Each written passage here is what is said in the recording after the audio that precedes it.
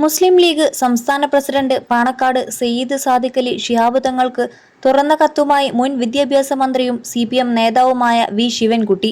മതേതര കേരളം വലിയ ആശങ്കയോടെയാണ് UDF സർക്കാരിന്റെ സമീപകാല പ്രവർത്തനങ്ങളെ നോക്കിക്കാണുന്നത്. ഭരിക്കുന്ന കക്ഷികളിലെ പ്രധാന ഘടകകക്ഷിയായ ലീഗ് നേതൃത്വം ഇക്കാര്യങ്ങളിൽ പുലർത്തുന്ന മൗനവും അലംഭാവവും അങ്ങേയറ്റം ദുരൂഹമാണെന്ന് വി ശിവൻകുട്ടി പറഞ്ഞു.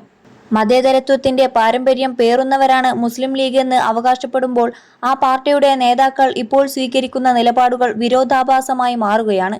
കേന്ദ്ര സർക്കാരിന്റെ ഭവന പദ്ധതിയിൽ പ്രധാനമന്ത്രിയുടെ ചിത്രമോ ലോഗോയോ പതിക്കണമെന്ന വ്യവസ്ഥ അംഗീകരിക്കാമെന്നുള്ള മന്ത്രി ഷാജിയുടെ പ്രസ്താവന മതേതര കേരളത്തിന്റെ ആത്മവീര്യത്തിനുമേൽ പതിച്ച പ്രഹരമാണ്.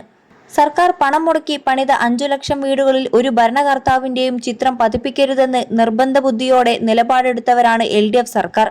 എന്നാൽ ഇന്ന് UDF സർക്കാർ ആ പാരമ്പര്യത്തെ കാറ്റിൽ പറത്തി സംഘപരിവാർ അജണ്ടകൾക്ക് കടും പിടിക്കുകയാണ്. PM ശ്രീ പദ്ധതിയുമായി മുന്നോട്ടു പോകാൻ പച്ചക്കൊടി കാണിക്കാൻ ലീഗ് മന്ത്രിമാർ തയ്യാറായതും വീര്യം കുറഞ്ഞ മദ്യത്തിന്റെ നികുതി വെട്ടിക്കുറച്ച് മദ്യപാനം പ്രോത്സാഹിപ്പിക്കാൻ സർക്കാർ തീരുമാനിച്ചതും അങ്ങയുടെ ശ്രദ്ധയിൽപ്പെട്ടിട്ടുണ്ടാകുമല്ലോ. ചന്ദ്രിക പത്രത്തിൽ ലേഖനമെഴുതി ഇതിനെ വിമർശിക്കുന്നതിന് പകരം ഈ തീരുമാനങ്ങൾ തിരുത്താൻ മുഖ്യമന്ത്രിയെ വിളിച്ച് കർശനമായ നിലപാട് സ്വീകരിക്കാനല്ലേ അങ്ങ് തയ്യാറാവേണ്ടിയിരുന്നത്? അത് ചെയ്യാൻ അങ്ങ് തയ്യാറായില്ലെങ്കിൽ മന്ത്രിമാരോട് രാജിവെക്കാൻ ആവശ്യപ്പെടാനുള്ള ആർജവമെങ്കിലും ലീഗ് നേതൃത്വം കാണിക്കണ്ടേ? 21 ലക്ഷത്തോളം സന്തുഷ്ടരായ ഉപഭോക്താക്കളും 2 ലക്ഷത്തോളം തിമിര ശസ്ത്രക്രിയകളും പൂർത്തിയാക്കിയ മലബാറിലെ ഏക കണ്ണാശുപത്രി Al Salama high hospital road, Perinthalmanna.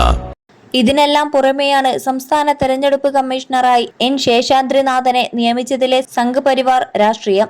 Sangh Parivar പശ്ചാത്തലമുള്ള ഒരാളെ ഇത്തരമൊരു സുപ്രധാന പദവിയിൽ നിയമിക്കുമ്പോൾ അദ്ദേഹത്തിന്റെ മുൻകാല സോഷ്യൽ മീഡിയ ഇടപെടലുകൾ പോലും മറച്ചുവെക്കപ്പെട്ടത് ആരുടെ താൽപര്യപ്രകാരമാണ്? വോട്ടർ പട്ടികയിലും തെരഞ്ഞെടുപ്പ് പ്രക്രിയകളിലും BJPക്ക് അനായാസം ഇടപെടാൻ വഴിയൊരുക്കുന്നതല്ലേ ഈ നിയമനം? മതേതരത്വവും കേരളത്തിന്റെ സാമൂഹിക സുസ്ഥിതിയും സംരക്ഷിക്കാൻ ഇനിയും സമയം അതിക്രമിച്ചിട്ടില്ല. UDF സർക്കാർ നടപ്പിലാക്കുന്ന ഇത്തരം കാവ്യ അജണ്ടകൾക്കെതിരെ മതേതര ജനാധിപത്യ വിശ്വാസികളെ അണിനിരത്തി പോരാട്ടം തുടരുമെന്നും വി ശിവൻകുട്ടി പറഞ്ഞു.